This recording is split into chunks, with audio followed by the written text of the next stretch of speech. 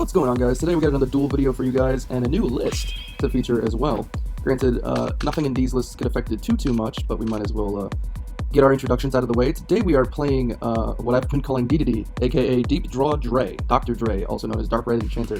The deck turbos through 30 cards with a lot of draw power and a lot of hand ripping through our good friend Dark Red Enchanter here. The opponent is on Clown Control, which got hit a little bit due to the traps being kind of rearranged in the 3 of list. We are also on Hidden Parasite. The skill that twice per duel allows us to change every face-up monster on the field into an insect for the rest of the turn. We can only do half battle damage. We are also playing Eradicating Aerosol to boot with that, so it's essentially like playing 2 Dark Holes. They are on Looking into the Future, which is probably still the best skill to be playing with this. You are going to be playing probably a few more spells now that the traps have been hit, but it is what it is. We're going to start out here with a solid Warrior-related Wasteland, a Floodgate, a Zero Gravity, and a Floodgate as well, because we did normal Breaker with 1 counter. This deck's ideal open is Apprentice Magician set in Supply Squad pass. Supply Squad, by the way, been in this game for a while, never really saw a whole lot of play. We're going to showcase here why it's pretty dang good. We're going to use Breaker's effect here, randomly hit one of their 3. I understand a lot of people say it's not good to randomly hit, but when you're playing on a Duelingbook and you don't really see how they're going to set their cards preemptively or whatever, it's just one of those things where I just kind of feel like, depending on the matchup, obviously you'll choose whether or not you're going to specifically hit certain things or not, but in this I just kind of think random is the best way to play it. They're going to use Dream Clown here off the Warrior Lady, switch it to defense mode. For the people that don't know, every time this thing switches from attack to defense, you get to destroy an opponent's monster on their side of the field. It's really good for that. However, we have Supply Squad up, so at least we are getting replacements for our destruction. They're going to then use their skill once again to rearrange the top 3. You can only do that by not playing spells for the turn, but like I said, they don't play a whole lot of spells. They're going to normal a second Dream Clown, swing into ours, and we'll take 1200 damage. We're going to jump into Legion the Fiend Gesture. We're going to randomly roll for a Galaxy Cyclone, hitting their Zero Gravity, which is really good in this matchup because this switches the battle positions of all monsters on the field, unlike Windstorm that only switches your opponents. So by using this, they can immediately trigger one of their Dream Clowns. This is like the ideal setup: 1 in defense, 1 in attack, and a Zero Gravity face down. We're going to then Hammer Shot one of the 2. We're going to put the attack one in the grave, since if they had another Zero Gravity, putting this in attack won't do anything, but this one would have proc its effect. We're going to normal Legion the Fiend Gesture here. Legion has an effect where it says you get an extra tribute summon of a spellcaster monster in face-up attack position in addition to your normal summon set, so we will immediately tribute itself off for Dark Red Enchanter. They're going to Floodgate on the summon. Dark Red Enchanter normally on normal summons gets 2 spell counters, gains 300 for each spell counter, and then can remove 2 spell counters once per turn to discard a random card out of the opponent's hand. However, Floodgate's going to ruin that, not like they had a hand anyway. But our Legion does trigger if he's sent from the field to the grave to search a normal spellcaster monster from our deck to their hand. And yes, you saw it correctly, we are playing Saggy the Dark Clown. Reason being, it is the strongest level 4 or lower normal spellcaster Dark in Speed Duels currently. I would love to play Rogue Doll instead because it has attack points. Unfortunately, it is not Dark, and we are playing Allure of Darkness. They're going to draw into Exploder Dragon, use their skill here, rearrange the top 3 once again. Exploder Dragon, a really cool card on Speed Duels. I really like it, especially the fact that it just got a foil printing. So they're going to pass on the Dream Clown. We're going to normal Saggy the Dark Clown here. We can't flip Dark Red because it got Floodgated. We're going to Creature Swap. Saggy's also really good for Creature Swap as well. He's got low attack, so you can basically give that to your opponent for anything they have, even like this Dream Clown, for example, and then Dream Clown can easily just 1 over it.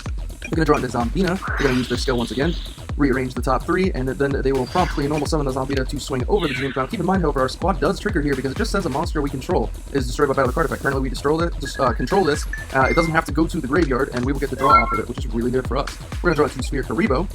We're going to tribute Dark Red for another Dark Red. We'll get 2 counters. They won't be able to use Waboku here effectively to stop our monster, so we will essentially Thestalos the card out of their hand, and it being the Exploder Dragon, that's really good in this situation. Yes, Dark Red goes down to 17 because he gets 300 for the counter. He gets 2 on summon, so he goes up to 23, but by removing the counters, he goes down to 17. However, we don't think that's a real big problem, but we are not going to swing into the Zombina because we don't want them to immediately bring back the Exploder Dragon, or any of the other options like the Dream Clown that we've had. We figured we'll wait it out. Unfortunately, waiting it out was the incorrect play because they drew into Hammer Shot, which will proc our Supply Squad, but does get rid of our monster. And then we take 14 to the base. We do have a Sphere, we figure we wait on it. Also keep in mind, if they use a spell, they can't use their skill, so they use Hammer Shots, so they couldn't use their skill that turn. We're going to draw into Creature Swap, really strong here. Apprentice Magician, crazy card for this deck, super relevant, gives spell counters to something on summon. If destroyed by battle, can special summon a level 2 or lower spellcaster from the deck and face down defense. I'll go over at the end of the video what the options we play are, but also really strong here with Creature Swap, giving it to them, taking their Zombina, which by the way only procs on their side if it's in their possession and destroyed. Now it's not in their possession, so even if they kill this later, they're not going to get its effect. We swing over our Apprentice, and then Apprentice triggers to set a face down spellcaster level 2 or lower. We're going to set Old Vindictive Magician, good old Vinny Dick, and let me tell you, this card is really good in this deck as a Man-Eater Bug, but also as an ability, as a target for Apprentice. They're going to draw into Waboku, use their skill once again, rearranging the top 3, before quickly just setting, I'm sorry, they don't set the Waboku because they already have a Waboku, so they can just pass here and not really worry about it. We draw into Breaker, another fantastic option here. Oh, unfortunately, we don't know it's chainable, but we might as well proc it just in case. They're going to chain the Waboku. We're going to switch Zombie to 2 defense and pass. They're going to draw into Giant Rat, set that, and Waboku, use the skill once again, rearranging the top 3. God, this skill, guys, is so strong. It will only get stronger as this game progresses. We draw into Eradicating Aerosol, like I said. Now, we play this as a 2 of because this is twice per duel, and it's basically a dark hole if we either don't have field presence or just need a mass removal type card. This deck's only boss monster is Dark Red Enchanter, but he only gets so big, so Eradicating Aerosol is the cleanup card, basically, of the deck. We're going to flip Vindictive here, pop their Giant Rat, go into Battle Phase, and swing. They're going to obviously flip the Wabaku that they had, and we will pass. They'll draw into Widespread, use the skill once more, rearranging the top 3 before quickly setting the Widespread ruin and passing. We're going to draw into Breaker. Unfortunately, we don't have another zone to put Breaker into. We could blow our board up and actually get a draw due to Supply Spot. It doesn't have to be destroyed by an opponent's card, but we don't feel like losing that much advantage just to put Breaker out there. They do have the Widespread, but that's fine. We'll have Zombie swinging for 14, and they are down to 1,000. Quickly losing advantage as we have all of the hand and field advantage possible. They're going to Hammer Shot here. They won't get their Zombina. Like I said, it wasn't in possession, but we do get to draw off Squad, because Squad is really strong in this situation. We're going to draw into another Squad. Obviously, at this point, it doesn't matter. We'll get Breaker to counter. We'll put another Squad on the field just cause, and we'll swing for game. Back on Speed Duels lately, I've been trying a bunch of different decks, and I gotta say, by far, this is one of my favorites to play. It's just very unconventional compared to most Speed Duel decks, and it's crazy to say that you can pop off in this deck, but drawing so many cards through this deck's abilities is just kind of nuts. We're gonna start out here, we're gonna start with an Apprentice Pass, which I'm gonna tell you, to be honest, I was outside of just having the Squad as well, this is like the best open this deck can do, and this deck doesn't mind going first, because you can set Apprentice up and basically react to how your opponent plays their turn. They're gonna run it into Dream Clown. I don't know how this card is a warrior, not a spellcaster, but sure. They're gonna set Widespread, Zero Gravity, and Wabaku before quickly passing. I understand if they think this is Apprentice, which it is, to not swing into it just to get an old Vindictive, so passing there's probably not bad considering you are loaded on back row, but we're going to show you quickly why this deck doesn't care about back row. We're going to start with Galaxy Cyclone hitting the middle, which is Zero Gravity, good in that situation. They could have chained it, switching this to defense mode to pop this, but I understand they may want to wait. Also keeping this in attack mode, so going into their turn, they can pop a bigger monster by just putting it in defense normally. We're going to normal Breaker the Magical Warrior. We're going to hit one of their other 2 back row, conveniently hitting the Widespread, I believe, but guess what, guys? It doesn't matter if we hit that or not. We're going to flip summon Apprentice Magician, which says if it's summoned, so flips included. You target a face-up card on the field, you can put a spell counter on it, you get to place it on it. So we're going to put it on Breaker, and for the guys that didn't know, Breaker is not actually once per turn. The max spell counters, however, it gets is 1, so it's very unoften that you will get another counter on it, but we're going to put it on with Apprentice, which prompts them to chain the Wabaku, but we just wiped through their back row with little to no interaction. It's kind of crazy to say that. So they're going to switch the Dream Clown here, popping the Apprentice, smart on their part. They're going to look into the future, as the skill would state, rearranging the top 3, normal summon Exploder Dragon, and swinging that into the Breaker. Exploder Dragon says if it attacks, neither player takes battle damage, so they won't take damage there, but they do heal our board by doing that. We draw into another Eradicating Aerosol. I don't feel like using one of these on one monster is warranted, so we're actually going to set Saggy, who has a decent defense in a situation like this. We don't care if he lives or dies. The point is, we're trying to get them to put another monster on the field so then we can aerosol the following turn. They're going to rearrange the top 3, normal a Dream Clown, set a Zero Gravity, switch the other Dream Clown to attack mode and go into battle phase swinging, but oh, unfortunately, their clown can't kill our clown. They're going to take 300 points of damage, and now the Eradicating Aerosol is free in this situation, popping both their Dream Clowns. While Zero Gravity wouldn't do anything in that situation anyway, we're going to lose our monster regardless, and we're just going to set Vindictive and pass. Keep in mind that this destroys all insects on the field. This changes all monsters on the field to insects, but if a monster is face down, it can't be changed by that. So this deck also plays around this pretty well. If, like, let's say they crash into an Apprentice, you go to set a card, and then into your turn, you Eradicating Aerosol their board, and then you can flip whatever monster you set with Apprentice, or you can just pass on that, like I said.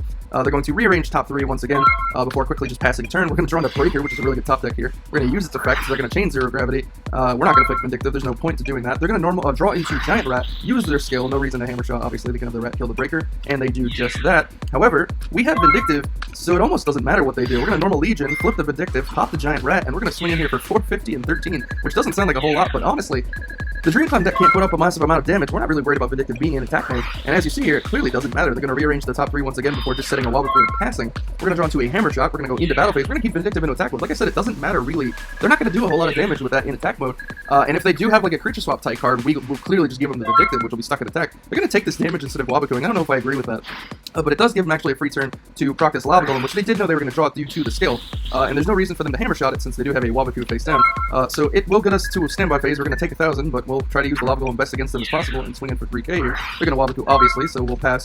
They're going to draw into Wabaku, so literally, if they can keep stalling on traps once per turn to deal with the Lava Golem, they could probably burn us for game here. We're going to draw into Galaxy Cyclone. We'll take 1,000 and standby from the Lava again. We're going to Galaxy it, they're going to chain it. Unfortunately, that's the downside versus Night Beam. Is Night Beam, they wouldn't be able to chain there, but Galaxy's Brave Effect is very, very powerful. You're going to see a lot of this card in the format, I believe, going forward, and for future formats as well. They're going to banish top 3 once again, draw into a copy of Hyper Hammerhead, decided this in. It's actually not bad bringing this in because you can summon it off of Giant Rat, and it can bounce things that don't die. They're going to Hammer Shot here, which, again, I'm not super... I understand it. Like, the logic is if we summon any other monster in Golem, Golem swings over their set, and then the monster that was summoned for turn swings in for game. But now they can't try and burn us out. I don't know. It's tough call there. Obviously, at 200 life points, you really can't make a mistake, so I understand them doing that and getting it off the field. We're going to draw into a lure, activate the allure, draw into both Magician of Faith, which is another target for Apprentice, and Banish of Apprentice. We kind of want to keep the Sphere Rainbow just in case. They did get us down to 2k. I don't expect them to be able to one-shot us, but just in case, it's better safe than sorry. They're going to draw into Dream Clown, use their skill once again. They're going to then set the Dream Clown, again, they're in a situation where they can't put really anything in attack mode because they have 200 life. If we can get over it with anything that's just game, especially a breaker off the top, would be really, really detrimental to them. We're going to flip Magician of Faith after we, of course, draw into Dark Red Enchanter. We're going to add a Lure back to our hand. There's no real reason to add Galaxy Cyclone. We're going to use the Lure, banish one of the Dark Reds before we will tribute our Magician of Faith for Dark Red. It can't rip a card out of their hand. However, at this point, we're convinced that they either have Giant Rat, Warrior Lady, the Wasteland, or Zombina, all of which we don't want to proc because they will get a Dream Clown out of the deck and pop our monster. And yes, while we do have Sphere Karibo and a follow-up play, I don't really want to sit into that situation. I might as well play reactively based on the fact that they have 200 life. They can't switch any of these floaters into attack mode because they'll take 200 or more per game. The only thing they have as an option would be Exploder, but that's engraved, and that would mean one of these would have to be Zombina, in which case Zombina would have to swing itself, and they would take damage. So we're just sitting pretty for now. We're in Normal Legion. They're going to floodgate that. Smart move on their part. They probably saw that we haven't used a creature swap yet, as they know we do play it, and that would have just been game right there. They're going to draw into creature swap. I don't really see how that benefits them. Again, it's one of those situations where we'll clearly just give them the floodgated monster. If it was a turn prior, it would have been very, very strong, but unfortunately, that's not going to do them any good. They will looking into the future once more. They will banish the top 3 to look at, rearrange them, and then set the creature swap and pass. The reason they set here, obviously, is because Dark Red can just rip a card out of their hand, so they don't want that to happen. We draw into Apprentice, however, which really, really ramps up the creature swap here. Apprentice on summon will give Dark Red a counter, not like it really matters, but he's just getting bigger in attack points. We're going to then swap the Apprentice over for one of their monsters. Swap then also gives Dark Red another counter, putting it up to 4, so this is currently at 2,900 attack over the Apprentice, and unfortunately they don't have the counter for it. They did, in the following turn, both have a Hammer Shot to out our monster, and a Widespread on the top before that if we attacked, but unfortunately we were just a turn or 2 ahead of them, and they quickly will lose the game. So for the deck list, we are playing 1 Saggy the Dark Clown. Like I said, it's the strongest option available to us as a Dark Spellcaster for Legion's effect. Triple Dark Red Enchanter, he is the boss of the deck, as you've clearly seen. Triple Break of the Magical Warrior with the ability to place spell counters on this card multiple times. I don't see a reason not to play this. Triple Apprentice Magician, this card is amazing, probably the best card in the deck next to this. Actually, no, this is the best card in the deck by far because you can do so many different things with it. Double Legion the Fiend Jester, it's really nice to get the Saggy, but also the free tribute for Dark Red Enchanter. It also puts people on a clock sometimes because if they see this, they feel like they need to out it because this might come down instead right after it. 2 Old Vindictive, a lot of people don't expect the second one, and I love it for that reason, but also, like, if you do draw into one early, you can't set it with the Apprentice since it only does summon from the deck, but also just the second one is a real clutch in specific moments, so I really, really like that. 1 Crystal Seer, I'm sorry we didn't get to see this in the replay. This card's really good. You activate the top 2 from your deck, add 1 to your hand, place the other on the bottom of the deck, so it's just a free extra card in a deck full of free extra cards. Unfortunately, it's not dark, so we only do play 1. Same goes for the Magician of Faith, not dark, but add any spell from grave to hand, really, really good to get any of these options. Triple Sphere Karibo, because this deck has literally 0 defense, has no traps to stall. This is the only stall card, but between the supply squads and the other draw cards, we do get to see this card a lot. 1 Wonder Wand, I used to play 2, it's more of a utility card. A lot of the times you're going to use these monsters proactively instead of reactively, so Wonder Wand kind of just falls on the backbone there, but you do have Faith to get it back if you wanted to use a second copy, but it's just an extra free draw on anything in the deck that's not Sphere Karibo. It's really, really fun with Saggy too to get the free draw 2 off of this. 2 Supply Squad, you want to see it early, obviously late, you don't care, and if you open 2 of them, as cool as that is, it does, yeah, you know, you just want to see it as fast as possible is basically the whole point. Once you have 1, you kind of have your advantage roller. 2 Allure of Darkness, it's still at 2, and everything in the deck is dark minus these 2. 2 Creature Swap, as you've seen, everything in this deck is weak as hell, so this is really, really strong, except Dark Red, obviously, but even so, Dark Red at 17, if you've already used its effect versus any of their boss monsters, is still a lot weaker than Swap. Granted, it'll get a counter once Swap resolves, it'll go to 2k, but you get the point. Double Dark Hole, as I'd like to call it, because that's basically what it is. 1 Hammer Shot, we play this just because even though we do play the Dark Hole, this is just really good, and being able to get it back, you want like a bunch of different 1-ups in the deck as options, and if you don't have that, you have it inside to proc for Faith. And then 1 Galaxy Cyclone, yes, you have a lot of Spawn Trap Hate in the breakers, but you might as well throw in one of these as well. We do side into a second one as well. You could alternatively play Night Beam, that's what we used to play. Galaxy Cyclone, though, I just feel like has more utility, and now with the format changing due to both the new box and the new list, we're kind of in an open game state where we just don't know what's going to be the best, so I would like to have the Grave effect from this card as well. In the side, we play 1 copy of Jinzo since we play no traps, and we have no other cards on the 1-up list. Second Hammer Shot in case we really need to ramp up the destruction of monsters. 1 Soul Exchange, I typically don't bring this in unless I'm bringing Jinzo in, because while you could use it for this, that's all it's used for.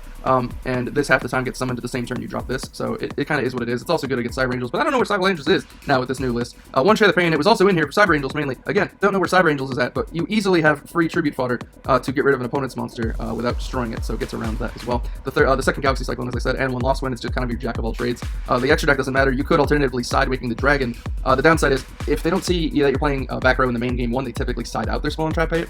So Waking the Dragon almost ends up always being dead. It would only ever be live game 1, but seeing it in a 1-up as a 30 card deck almost never, happens like you'd want it to anyway. So I just figure it's probably not worth it. We just blank the 6 because we blank the 6. But guys, let me know your thoughts in the comments down below.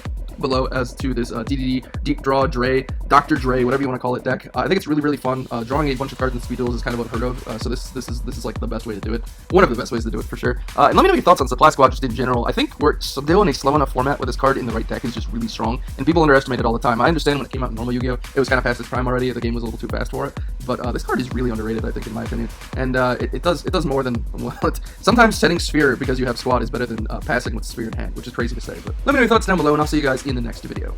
For more amazing Speed Duel content, subscribe to Yugi Bros. It's time to duel!